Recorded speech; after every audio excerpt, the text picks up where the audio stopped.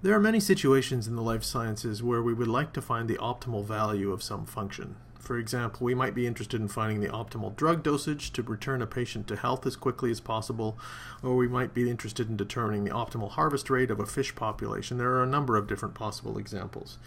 Now, not surprisingly, we can use our tools of differentiation and maximization that we've learned in calculus to address these optimization problems. And in this section of the textbook, that's what we're going to be looking at.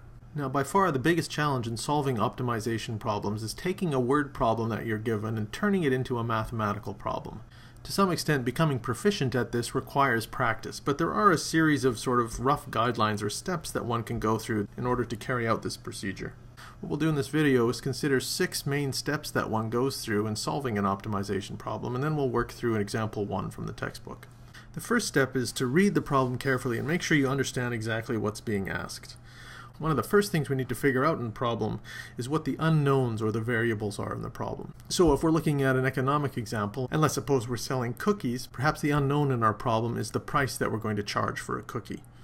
Another thing we need to decide is what it is we're trying to maximize or minimize. And again, in the case of this economic example, presumably what we're trying to maximize in this case is our profit from selling cookies.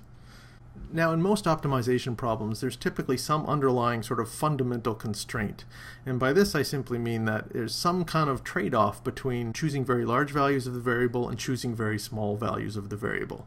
Again, thinking of our economic example, the trade-off would be, well, if I chose a very high price for selling my cookies, I probably wouldn't sell very many of them, but I would get a lot of money for each one that I did sell. On the other hand, if I sold each cookie at a very low price, I would probably sell a lot of cookies, but I wouldn't get very much per cookie. And so it seems plausible that some intermediate price is optimal. Now, another thing that's typically helpful at this point in solving optimization problems is to sketch a diagram and basically lay out on this diagram the relevant quantities that are outlined in step 1. Once we're sure we have a good understanding of the problem, the next thing to do is to introduce some notation. Typically what we want to do is assign a symbol to the quantity that we're trying to maximize or minimize. If it's our economic example, again, that might be profit. And then we also select other symbols for all the unknown quantities and variables in the problem, and we label all of these on the diagram. The next step is to express Q, the quantity that we're trying to maximize or minimize, in terms of the other symbols that we've introduced in step 3. Now, often once we've reached this stage, the expression we've obtained for Q will depend on more than one variable from step 4. And what we need to do in order to solve the optimization problem is first remove all but a single variable. We need to use the information we're given in the problem to find relationships among the variables so that we can eliminate all the variables but a single one. And once we've done this, we end up with a function Q that depends only on a single variable, in this case x. Once we have this function for Q, we're nearly ready to apply our mathematical machinery to it. The last thing we need to do is write down the domain of this function. Finally, once we have this function and its domain clearly stated, we can now apply the rules that we've learned for finding absolute maxima or minima of functions. To illustrate how we can follow these steps in solving optimization problems, let's work through example 1 in section 4.4 of the textbook. In this example, we're told a farmer has 2,400 feet of fencing, and he wants to fence off a rectangular field that borders a river with a straight bank. And now the assumption is that he doesn't need to place a fence along the river, so he needs to use his fencing for just 3 sides of this rectangle. And the question is, what are the dimensions of the field that will give the farmer the largest area? Well, let's first go through our steps. Remember, in steps 1 and 2, basically what we're doing is making sure we understand in a clear way what the problem is asking and sketching out a diagram to get a better understanding of what's going on. So, what are the variables in this problem? The farmer is trying to decide the length of fencing on each of the sides, and there's going to be 3 sides to the field because we don't need to fence along the river, and so the variables are the length of fencing along each side. What is the quantity to be maximized or minimized? Well, in this case, we're trying to maximize the area of the field that's enclosed by these 3 sides of fencing and the river. And what is the underlying constraint? Well, in this case, the constraint is that we only have 2,400 feet of fencing, and so we need to use that fencing in some way to make the area as large as possible, recognizing that we don't have to place any fencing along the river. So if we were to sketch out some diagrams to get a better understanding of what's going on, in this first case, we've got a situation where we've used most of the fencing along the direction of the river and very little fencing in a direction perpendicular to the river. And you can see we end up with a very small area in that case. In the third situation, We've instead used most of the fencing in a direction perpendicular to the river and very little fencing in the direction parallel to the river. And in this case, again, you can see we have a relatively small area. And in the middle case, we sort of spread the fencing somewhat evenly in the direction perpendicular to the river and in the direction parallel to the river. And it looks like that's going to give us a bigger area than either of the other two cases. And so that's the underlying constraint. If we use too much fencing in a direction parallel to the river, we're going to have very little area.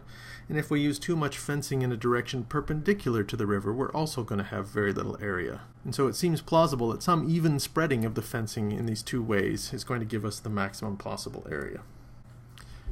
In step 3, we then introduce some notation. In step 4, we then use this notation to express the thing we're trying to maximize in terms of other symbols.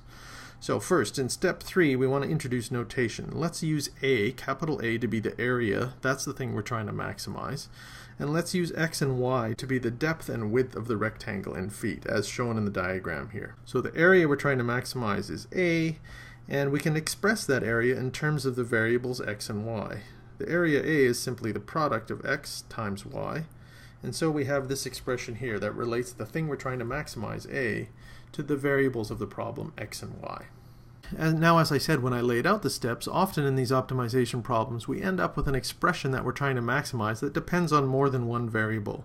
And we can see that that's the case here. We've ended up with an expression for A that depends on both the variable x and the variable y. And so in step 5 what we want to do is eliminate one of the variables using the information that we're given. If we can do that, then we'll end up with a function of a single variable, and then we can use our techniques from calculus in order to optimize that function. What this means is we need to find a relationship between x and y, and then we can express x in terms of y, or we can express y in terms of x. Well, we can come up with that relationship relatively easily using the information that we're given. We know we have a total of 24 feet of fencing, and so we know that x plus y plus x has to equal 2400. In other words, 2x plus y has to equal 2400. So there's an equation that relates x and y to one another, and we can now solve this for x in terms of y, or we could solve it for y in terms of x, and use that to eliminate one of the two variables. Here it is again, 2x plus y equals 2400, and what we'll do in this case is we'll solve for y. So y is equal to 2400 minus 2x. Then we can substitute that expression for y into our function a, and we have a is equal to x times 2400 minus 2x, and simplifying that we get 2400x minus 2x squared. The final thing we need to do in step 5 is write down the domain of this function. Going back for a sec, we can see that because x is the depth of the field here, we know that x has to be a non-negative quantity. And so we know that the domain has to be restricted to values of x that are greater than or equal to 0. We can also see, however, that x has to be less than or equal to 1200. Again, going back for a second, if we choose x to be 1200, then that means we're using all of the fencing in the direction perpendicular to the river, and so y is going to have to be 0. And we can't choose values of x any larger than that because our total amount of fencing is 2400 feet. And so the domain of our function is x is greater than or equal to 0 and x is less than or equal to 1200. Now that we've formulated the problem precisely mathematically, we can move on to step 6 and use our techniques from calculus to solve the problem. What we want to do is find the absolute maximum of this function a of x on the domain where x is greater than or equal to 0 and less than or equal to 1200. Well, a of x is a polynomial, so it's a continuous function, and it's on a closed domain from 0 to 1200, so we can use the closed interval method. What we need to do is find the critical values of a and determine what the value of a is at these critical points. Then we need to compute the value of a at the endpoints of the interval, and finally we need to choose among those values the value of x that makes a as large as possible. So let's go through those steps. First, we need to find the critical points. The derivative of a is equal to 2400 minus 4x.